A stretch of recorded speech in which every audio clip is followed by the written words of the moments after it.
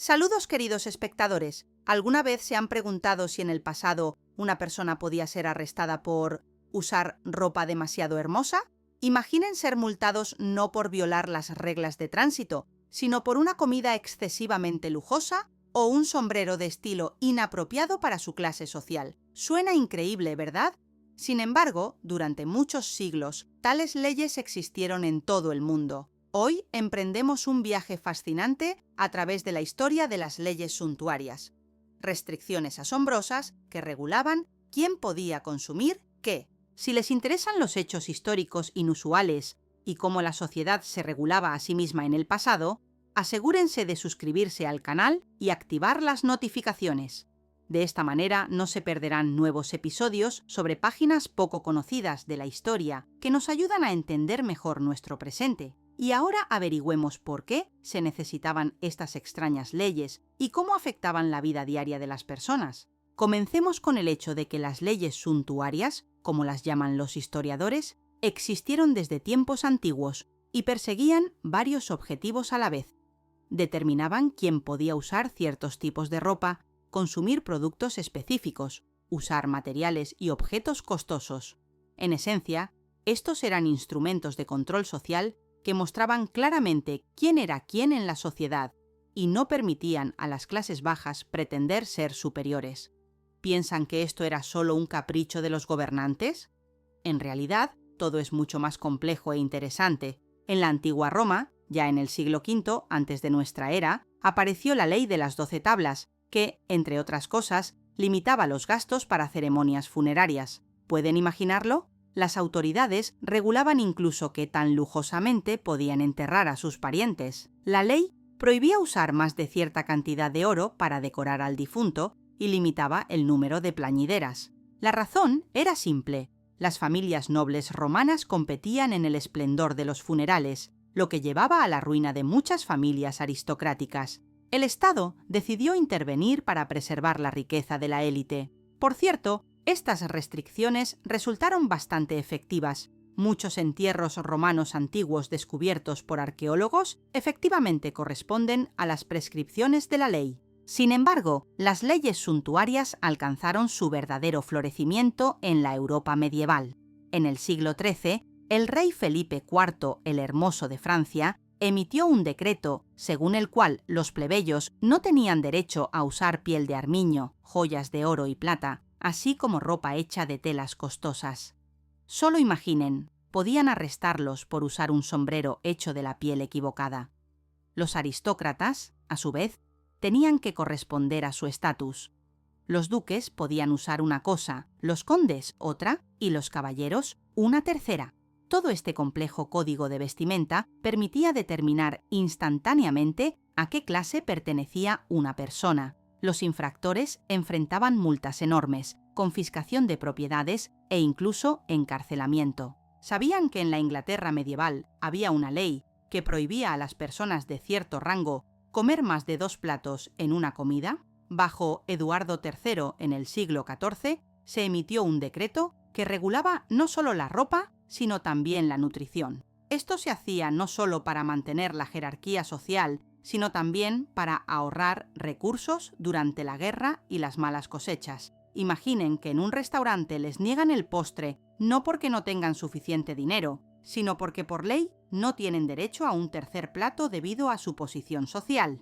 Curiosamente, en Japón durante el periodo Edo, que duró desde 1603 hasta 1868, existía un sistema particularmente complejo de leyes suntuarias. Los shogunes de la dinastía Tokugawa crearon un código detallado que regulaba literalmente todo, desde materiales para construir casas hasta patrones en kimonos. A los campesinos, por ejemplo, se les prohibía usar seda, y sus casas no podían tener más de un piso. Incluso los colores de la ropa estaban estrictamente regulados. Los tonos brillantes estaban destinados para las clases superiores, mientras que los plebeyos tenían que contentarse con tonos apagados. La violación de estas reglas se percibía no simplemente como un crimen, sino como una violación del orden cósmico. Lo que es sorprendente es que en la sociedad japonesa estas restricciones a menudo llevaban al efecto opuesto, el florecimiento de una estética minimalista refinada y atención al detalle. Limitados en su elección de materiales y colores, artesanos y artistas aprendieron a crear cosas increíblemente exquisitas dentro del marco permitido. Así nació el famoso minimalismo japonés, que hoy inspira a diseñadores alrededor del mundo. ¿No es asombroso cómo las prohibiciones pueden estimular la creatividad? Regresemos a Europa. En la era del Renacimiento en Italia, las leyes suntuarias alcanzaron tal nivel de detalle que regulaban incluso el número de botones en la ropa y la longitud de las colas de los vestidos. En Venecia, por ejemplo, funcionarios especiales patrullaban las calles buscando violadores de las leyes suntuarias. Podían detener a un transeúnte y verificar la calidad de su ropa, el número de decoraciones y la correspondencia de todo esto con su estatus social. Y en Florencia había un impuesto especial sobre la vanidad. Si una mujer quería usar un collar de perlas o un broche de oro, su esposo o padre tenía que pagar un impuesto adicional. Es especialmente interesante que incluso a las prostitutas en algunas ciudades italianas se les prescribía usar cierta ropa, a menudo de color rojo brillante o con marcas distintivas especiales. Esto se hacía para que las mujeres honestas no pudieran ser confundidas con representantes de la profesión más antigua. Paradójicamente, a veces las cortesanas de alto rango recibían permisos especiales para usar ropa lujosa prohibida para las mujeres comunes. Así, una dama noble podía estar vestida más modestamente que una cortesana famosa.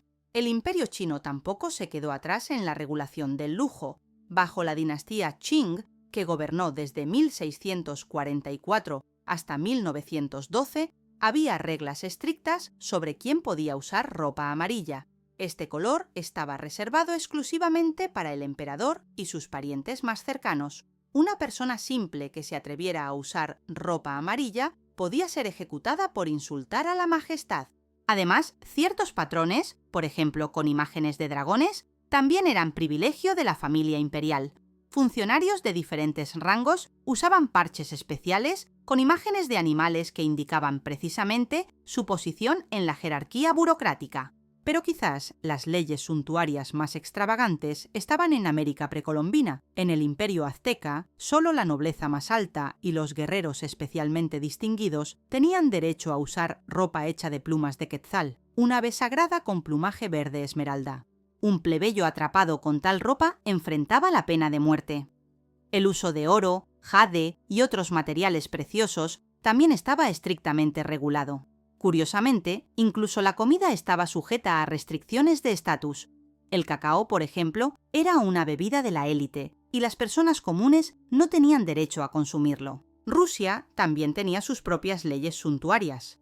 Bajo Pedro I se introdujo un impuesto sobre las barbas, que puede considerarse una especie de ley suntuaria.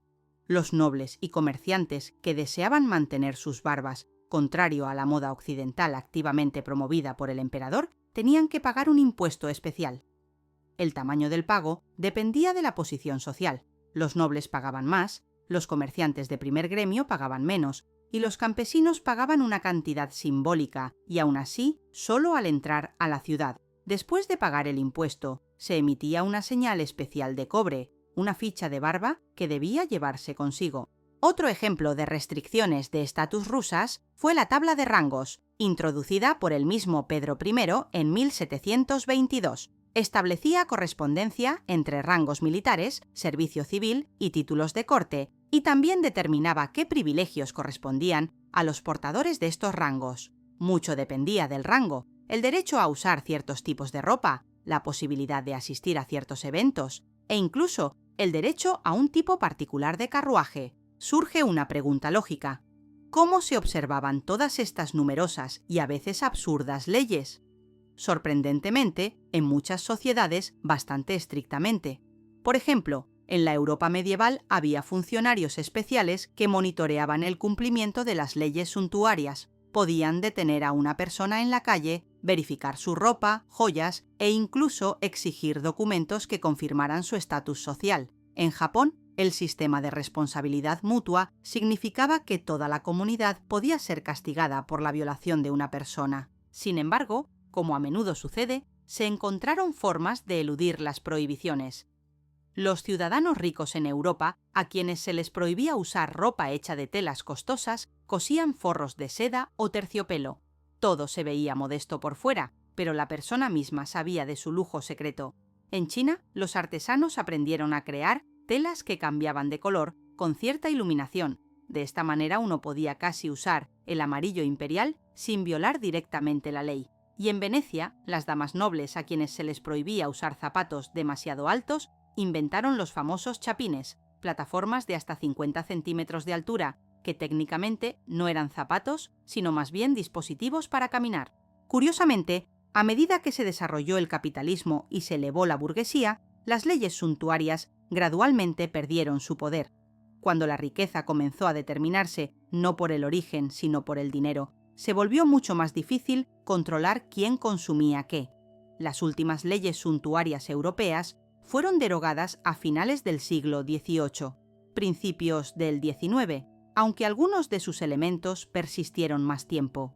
Por ejemplo, en Japón, muchas restricciones fueron oficialmente abolidas solo con el comienzo de la era Meiji en 1868. Sin embargo, sería incorrecto pensar que las restricciones de estatus han desaparecido completamente hoy. Simplemente han tomado otras formas más sutiles. En lugar de leyes, ahora operan reglas no escritas y códigos sociales. Por ejemplo, en ciertos círculos profesionales hay un código de vestimenta no escrito, cuya violación puede costar una carrera. En algunas instituciones educativas de élite todavía se usan uniformes que instantáneamente marcan la pertenencia a cierto estrato social. Los análogos modernos de las leyes suntuarias también pueden considerarse algunos impuestos. Por ejemplo, los impuestos al lujo que existen en muchos países esencialmente realizan la misma función. Limitan el consumo de ciertos bienes, haciéndolos accesibles solo para unos pocos elegidos. ¿Y bienes y servicios exclusivos disponibles solo por invitación? ¿No es esta una versión moderna de restricciones de estatus? Piensen en clubes de élite a los que solo se puede entrar por recomendación, o bolsos de ciertas marcas que no se pueden comprar sin un historial previo de compras. Es especialmente interesante observar cómo se forman nuevos símbolos de estatus y restricciones en la era de las redes sociales. Hoy, el estatus puede determinarse no solo por cosas materiales, sino también por el número de seguidores, acceso exclusivo a ciertas plataformas, o la capacidad de ser los primeros en probar nuevas tecnologías. ¿No les recuerda la verificación en redes sociales, disponible solo para unos pocos elegidos, las antiguas marcas distintivas para la nobleza? El fenómeno del consumo consciente y minimalismo, popular entre personas adineradas en países desarrollados, merece atención especial. Paradójicamente, rechazar el consumo demostrativo se convierte en una nueva forma de demostrar alto estatus. Una vez, las leyes prohibían a los plebeyos usar seda y terciopelo. Hoy, un alto ejecutivo de una gran corporación puede enfatizar su estatus usando ropa simple y andando en bicicleta en lugar de un automóvil de lujo. Y sin embargo, la mayoría de las sociedades modernas regulan significativamente menos el consumo que en el pasado. La democratización de la moda, la producción en masa y la globalización han hecho que muchos bienes, una vez elitistas, sean accesibles para amplios segmentos de la población. Hoy, una persona con ingresos promedio puede permitirse cosas con las que ni siquiera los reyes podían soñar en el pasado: productos exóticos, viajes a países lejanos, acceso a vastas bibliotecas de conocimiento. Si lo piensan, la historia de las leyes suntuarias es una historia sobre cómo la sociedad trató de mantener la estabilidad a través de la división clara en grupos. Cuando miramos estas leyes desde la posición de una persona moderna, nos parecen extrañas, absurdas e incluso divertidas. Pero para las personas de ese tiempo eran parte del orden natural de las cosas, una forma de mantener la armonía social y prevenir el caos. Así que hemos realizado un viaje a través de siglos y continentes, conociendo el fenómeno asombroso de las leyes suntuarias, desde restricciones romanas antiguas en ceremonias funerarias hasta regulaciones japonesas sobre colores de kimono, desde el amarillo imperial chino hasta los chapines venecianos. Todos estos ejemplos muestran cuán ingeniosa puede ser la humanidad, tanto en crear restricciones como en encontrar formas de eludirlas. Espero que este video haya sido tan fascinante para ustedes como lo fue para mí al crearlo. Si disfrutaron nuestro viaje al mundo de las restricciones de estatus, no olviden dar me gusta, suscribirse al canal y activar las notificaciones para no perderse nuevos episodios sobre páginas poco conocidas y asombrosas de la historia. Y en los comentarios, cuéntenos qué símbolos de estatus y restricciones modernas notan en nuestra sociedad. ¿Creen que son útiles o, por el contrario, crean barreras innecesarias? En el próximo episodio, continuaremos explorando prácticas históricas asombrosas que a primera vista parecen absurdas, pero al examinarlas más de cerca, revelan la lógica profunda de su tiempo. Quédense con nosotros, porque la historia no es solo una colección de hechos sobre el pasado, sino una clave para entender el presente y el futuro. Hasta que nos volvamos a encontrar.